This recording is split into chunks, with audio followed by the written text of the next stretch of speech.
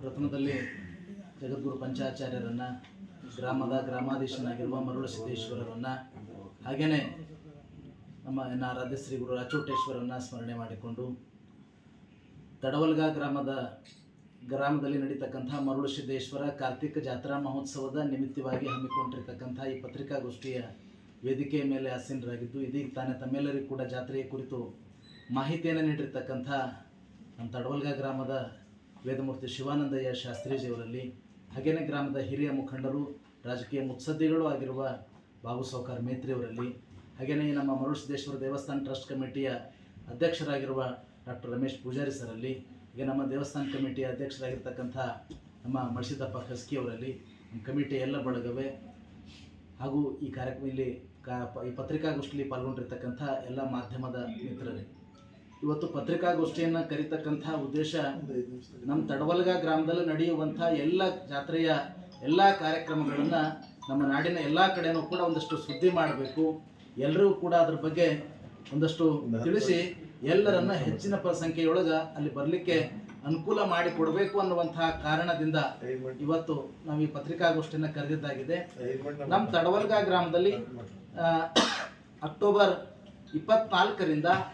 ಇಟಗಿಯ ಭೀಮಾಂಬಿಕಾ ದೇವಿಯ ಮಹಾಪುರಾಣ ಶುಕ್ರವಾರದಿಂದ ಪ್ರಾರಂಭಗೊಂಡು 18ನೇ ತಾರೀಕಿನವರೆಗೂ ಆ ಪುರಾಣದ ಕಾರ್ಯಕ್ರಮ ನೆರವೇರ್ತದೆ. ಜೊತೆಗೆ ಈ ಒಂದು 5 ದಿನಗಳ ವಿಶೇಷ ಕಾರ್ಯಕ್ರಮವನ್ನು ನಾವು ಮಧ್ಯದೊಳಗೆ ಹಾಕೊಂಡಿದ್ದೀವಿ. 5 ದಿನ ಅಂತಂದರೆ ದಿನಾಂಕ 14/11/2025 ಶುಕ್ರವಾರದಿಂದ, ಅಂದರೆ ಶುಕ್ರವಾರ ದಿನ ಬೆಳಗಿನ ಜಾವ ಒಂದು ನೂತನವಾಗಿ ನಿರ್ಮಾಣಗೊಂಡಿರ್ತಕ್ಕಂಥ ಮಹಾಲಕ್ಷ್ಮೀ ದೇವಿಯ ಒಂದು ಮೂರ್ತಿಯ ಪ್ರಾಣ ಪ್ರತಿಷ್ಠಾಪನೆ, ಮಹಾರುದ್ರಾಭಿಷೇಕ, ಅಷ್ಟೋತ್ತರ ನಾಮಾವಳಿ ಮಂಗಳಾರತಿ ನಡೆದು ನಂತರದೊಳಗೆ ಆ ಮೂರ್ತಿಯನ್ನು ಪ್ರಾಣ ಪ್ರತಿಷ್ಠಾಪನೆಯನ್ನು ಶುಕ್ರವಾರ ದಿನ ಬೆಳಿಗ್ಗೆ ಒಂದು 10 ಗಂಟೆಗೆ ಆ ಕಾರ್ಯಕ್ರಮ ಮಾಡ್ತೀವಿ. ಅದರ ನಂತರದೊಳಗೆ ಸಾಯಂಕಾಲದೊಳಗೆ ಅವತ್ತು ಈ ನಾಡಿನ ಬಾಲವಾಗ್ಮಿ ಎನಿಸಿಕೊಂಡಿರ್ತಕ್ಕಂಥ ಬಹಳಷ್ಟು ವಿಶೇಷವಾಗಿ ತಮ್ಮ ಉಪನ್ಯಾಸವನ್ನು ನೀಡ್ತಕ್ಕಂಥ ಕುಮಾರಿ ಹಾರಿಕಾ ಮಂಜುನಾಥ್ ಅವರಿಂದ ಒಂದು ಉಪನ್ಯಾಸಕ್ಕೆ ಒಂದು ವೇದಿಕೆಯನ್ನು ನಿರ್ಮಾಣ ಮಾಡಿ ಭಾಳ ಒಳ್ಳೆಯ ವಿಚಾರಗಳನ್ನು ನಮ್ಮ ನಾಡಿನ ಎಲ್ಲ ಜನರಿಗೆ ಉಪನ್ಯಾಸವನ್ನು ಕೊಡಿಸ್ಬೇಕು ಅನ್ನುವಂಥ ಉದ್ದೇಶವನ್ನು ಇಟ್ಕೊಂಡು ಸಾಯಂಕಾಲ ಒಂದು 6 ಗಂಟೆಗೆ ಆ ಉಪನ್ಯಾಸ ಕಾರ್ಯಕ್ರಮವನ್ನು ಹಾಕೊಂಡಿದ್ದೀವಿ. ಅದರ ಜೊತೆಯೊಳಗೆ ಅದೇ ವೇದಿಕೆಯೊಳಗೆ ಒಬ್ಬ ಜಾನಪದ ಕಲಾ ತಜ್ಞರಾಗಿರ್ತಕ್ಕಂಥ ಸಿದ್ದಪ್ಪ ಬೀಳಿಗೆ ಅನ್ನುವಂಥವ್ರು, ಸಿದ್ದಪ್ಪ ಬಿದ್ರಿ ಅನ್ನುವಂಥವ್ರು ಅವ್ರದ್ದು ಒಂದು ಉಪನ್ಯಾಸವನ್ನು ಇಟ್ಕೊಂಡಿದ್ದೀವಿ. ಅದರ ನಂತರದೊಳಗೆ 15ನೇ ತಾರೀಕಿಗೆ ಬೆಳಗ್ಗೆ ನಮ್ಮ ತಡವಲ್ಗ ಸಾಂಸ್ಕೃತಿಕ ಉತ್ಸವ ಅಂತ ಹೇಳಿ, ಅಂದರೆ ನಮ್ಮ ಗ್ರಾಮದೊಳಗಿರ್ತಕ್ಕಂಥ ಎಲ್ಲ ಮಕ್ಕಳ ಪ್ರತಿಭೆಗಳನ್ನು ಗುರುತಿಸುವಂತಹ ಸಮಾರಂಭ ಆಗಿರ್ಬೋದು, ಅಥವಾ ನಾಡಿನ ಹಲವಾರು ಸಾಹಿತಿಗಳನ್ನು ಬರಮಾಡಿಕೊಂಡು ಅವರಿಂದ ಉಪನ್ಯಾಸ ಕಾರ್ಯಕ್ರಮಗಳನ್ನು, ಕವಿಗೋಷ್ಠಿ ಆಗಿರ್ಬೋದು, ಸಂಕೀರ್ಣ ಗೋಷ್ಠಿ ಆಗಿರ್ಬೋದು, ರೈತರಿಗೆ ಉಪಯುಕ್ತವಾದ ಮಾಹಿತಿಯನ್ನು ಕೊಡಲಿಕ್ಕೆ ರೈತ ಗೋಷ್ಠಿ ಆಗಿರ್ಬೋದು, ಈ ರೀತಿ ಕಾರ್ಯಕ್ರಮಗಳು ಹಾಕೊಂಡಿದ್ದೀವಿ. ಆ ಒಂದು ಕಾರ್ಯಕ್ರಮದೊಳಗೆ ಸಾಯಂಕಾಲ ಒಂದು 5 ಗಂಟೆಗೆ ನಮ್ಮ ಬಸವನ ಬಾಗೇವಾಡಿಯ ಉಪನ್ಯಾಸಕರಾಗಿರ್ತಕ್ಕಂಥ ಅಶೋಕ್ ಹಂಚಲಿ ಅನ್ನುವಂಥವ್ರು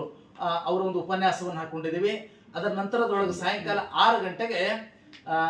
ಒಂದು ಉಪನ್ಯಾಸ ಮಾಲಿಕೆ ಅಂದ್ರೆ ಈ ನುಚ್ಚಿನ ಮಲ್ಲಯ್ಯ ಹಾಗೂ ತೊಗರಿತಿಪ್ಪ ಅಂತ ಹೇಳಿ ತಾವೆಲ್ಲ ಕೇಳಿರ್ಬೋದು. ಆ ಖ್ಯಾತಿಯ ಡಾಕ್ಟರ್ ಶಂಭು ಬೆಳಗಾರ್ ಅನ್ನುವಂಥ ಉಪನ್ಯಾಸಕರು, ಆ ಉಪನ್ಯಾಸಕರದ್ದು ಅವ್ರದ್ದು ಒಂದು ಸಭೆಯನ್ನು 15ನೇ ತಾರೀಕಿಗೆ ಸಾಯಂಕಾಲ 6 ಗಂಟೆಗೆ ಆ ಸಭೆಯನ್ನು ಏರ್ಪಾಡು ಮಾಡಿದ್ದೀವಿ. ಅದರ ನಂತರದೊಳಗೆ 16ನೇ ತಾರೀಕಿಗೆ ಮಧ್ಯಾಹ್ನ ಒಂದು 3 ಗಂಟೆಗೆ ಶ್ರೀಮದ್ ಉಜ್ಜಯಿನಿ ಜಗದ್ಗುರುಗಳು ಹಾಗೂ ಶ್ರೀಮದ್ ಕಾಶಿ ಜಗದ್ಗುರುಗಳವರ ಅಡ್ಡಪಲ್ಲಕ್ಕಿ ಮಹೋತ್ಸವವನ್ನು ತಡವಲ್ಗ ಗ್ರಾಮದ ಮೂಲ ದೇವಸ್ಥಾನ ಮರುಳು ಸಿದ್ದೇಶ್ವರ ದೇವಸ್ಥಾನದಿಂದ ಸುಮಾರು ಹೆಚ್ಚು ಕಡಿಮೆ ಒಂದು 2-2.5 ಕಿಲೋಮೀಟರ್ ಇರ್ತಕ್ಕಂಥ ಆ ಜೋಡುಗುಡಿಯವರೆಗೂ ಕೂಡ ಸಹಸ್ರಾರು ಸಂಖ್ಯೆಯಲ್ಲಿ ಪಾಲ್ಗೊಳ್ಳತಕ್ಕಂಥ ನಮ್ಮ ತಾಯಂದಿರ ಒಂದು ಕುಂಭಮೇಳ, ಅನೇಕ ವಾದ್ಯ ವೈಭವಗಳೊಂದಿಗೆ ಕಲಾ ತಂಡಗಳೊಂದಿಗೆ ಅಡ್ಡಪಲ್ಲಕ್ಕಿ ಮಹೋತ್ಸವವನ್ನು ಬಹಳ ವಿಜೃಂಭಣೆಯಿಂದ ಜೋಡುಗುಡಿಯವರೆಗೆ ತಲುಪಿಸಿ ನಂತರ ಅಲ್ಲಿ ಒಂದು ಧರ್ಮ ಸಮಾರಂಭವನ್ನು ನೆರವೇರಿಸ್ತೇವೆ. ನಂತರದೊಳಗೆ 17ನೇ ತಾರೀಕಿಗೆ ಬೆಳಗ್ಗೆ ಒಂದು 10 ಗಂಟೆಗೆ ಆ ಉಭಯ ಜಗದ್ಗುರುಗಳವರ ಸಾನ್ನಿಧ್ಯದೊಳಗೆ ಅವರ ಅಮೃತಾಸ್ತ್ರದಿಂದ ಮಹಾಲಕ್ಷ್ಮೀ ದೇವಿಯ ಒಂದು ಕಳಸಾರೋಹಣ ಕಾರ್ಯಕ್ರಮ, ಅದಾದ ನಂತರದೊಳಗೆ ಈ ಸಮಾಜಕ್ಕೆ ಅನುಕೂಲ ಆಗ್ತಕ್ಕಂಥ ನಿಟ್ಟಿನೊಳಗೆ ಸರ್ವಧರ್ಮ ಸಾಮೂಹಿಕ ವಿವಾಹ ಕಾರ್ಯಕ್ರಮವನ್ನು ಆಯೋಜನೆಯನ್ನು ಮಾಡಿದ್ದೀವಿ. ಅದಾದ ನಂತರದೊಳಗೆ ಮಧ್ಯಾಹ್ನ ಒಂದು 3 ಗಂಟೆಗೆ ತಡವಲ್ಗ ಗ್ರಾಮದ ಮೂಲ ದೇವಸ್ಥಾನದಿಂದ ಆ ಮರುಳ ಸಿದ್ದೇಶ್ವರ ಪಲ್ಲಕ್ಕಿ ಹಾಗೂ ಆ ರಥದ ಒಂದು ಕಳಸ, ಹಗ್ಗ, ಆ ಛತ್ರಿಯ ಒಂದು ಮೆರವಣಿಗೆ ಆ ಜೋಡುಗುಡಿಯವರೆಗೆ ತಲುಪಿ ಆ ಒಂದು ರಥಕ್ಕೆ ಪೂಜೆಯನ್ನು ಮಾಡಿ,